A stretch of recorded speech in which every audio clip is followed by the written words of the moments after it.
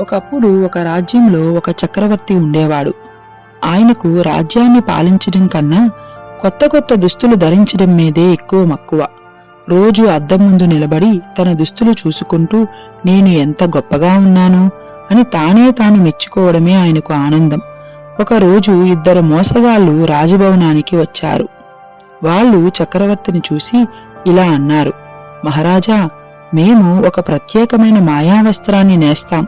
ఆ వస్త్రం తెలివైన వాళ్లకే కనిపిస్తుంది. మూర్ఖులకు, పనికిరాని వాళ్లకు అది అసలు కనిపించదు. ఈ మాటలు విన్న చక్రవర్తి చాలా ఆనందించాడు.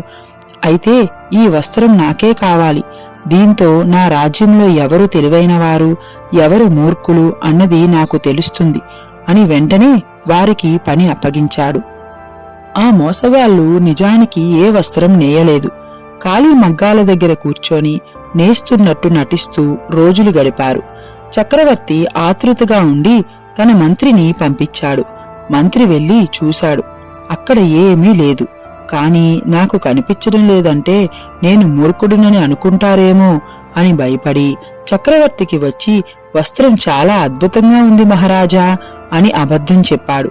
కొన్ని రోజులకు చక్రవర్తే వెళ్లి చూడాలనుకున్నాడు. అతనికి కూడా ఏమీ కనిపించలేదు. కాని తన గర్వం, భయం వల్ల నిజం చెప్పలేకపోయాడు. అవును, వస్త్రాలు చాలా అందంగా ఉన్నాయి అని తానే అబద్ధం చెప్పాడు. మోసగాళ్లు వస్త్రాలు వేస్తున్నట్టు నటించారు.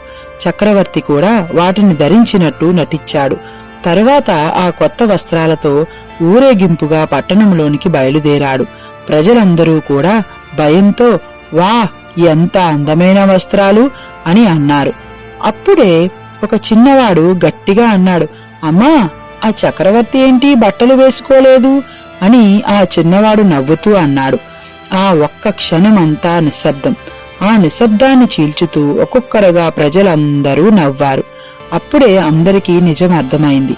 ఒక రాజ్యాన్ని పాలించిన చక్రవర్తి అదే రాజ్యంలో ప్రజల ముందే నవ్వుల పాలయ్యాడు.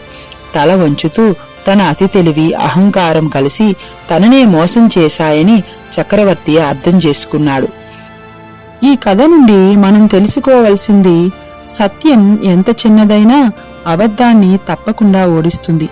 గర్వం మనల్ని గొప్పవాళ్ళని కాదు, మూర్ఖుల్ని చేస్తుంది. నిజం చెప్పే ధైర్యం లేకపోతే అబద్ధం మనల్ని ఈ కథలోని చక్రవర్తిలా చేస్తుంది. ఇలాంటి మంచి కథలు వినాలనుకుంటే ఛానల్ని సబ్స్క్రైబ్ చేసి వీడియోకి లైక్ చేసి మీ పిల్లలకు ఈ కథను చెప్పండి.